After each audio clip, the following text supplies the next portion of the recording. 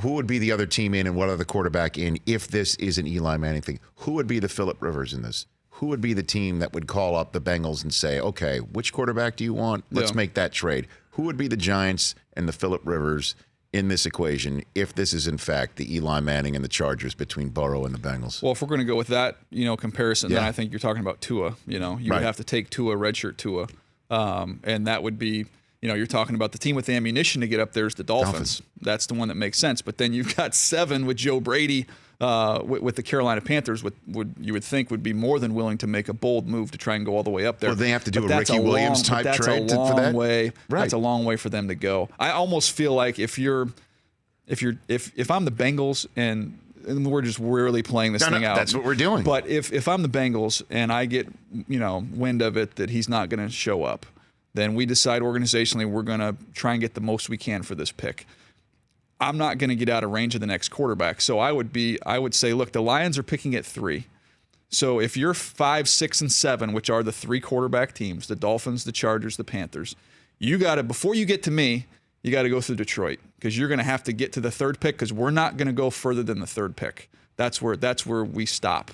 So you're going to have to do a trade to get to 3 before you can even get to me. And that's going to be incredibly expensive. So do you think the Dolphins have already reached out to the Lions? Have you heard that they've already reached out? I haven't heard that. I have not heard that yet. It's early. It's so early in the process. Well, Indianapolis, I think, is when you'll start hearing some of those. Well, things. that's the reason why I'm asking this. Yeah. Because if I'm the Dolphins, and I do love Tua as much as we all assume that they do, once Tua hits Indy and everybody gets to actually see him, talk to him, take him in, see his medical, perhaps be as positive as it is, don't you think there's going to be others that'll be knocking on the Lions' door at 3 saying, I want him? I mean, don't you think it'll be more, so you might as well go and try and get him now in the same way that Washington knocked on Les Snead's door for RG3 way, way in advance? Yeah, but I think the injury changes all that.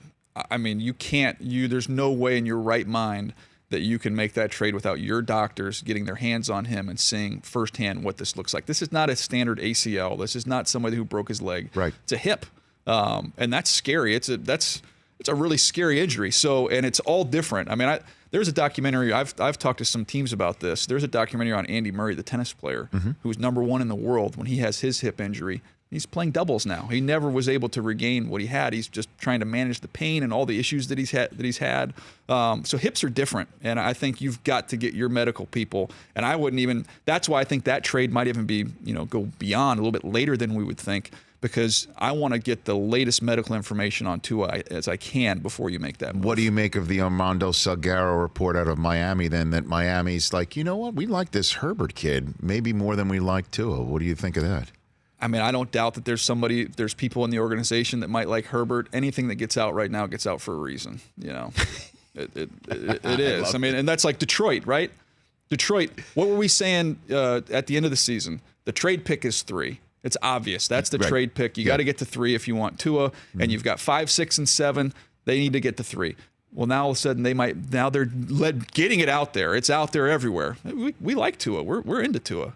AKA, it's going to cost you a little more. For more of The Rich Eisen Show, tune to Audience Channel 239 on DirecTV for free on BR Live or download The Rich Eisen Show app.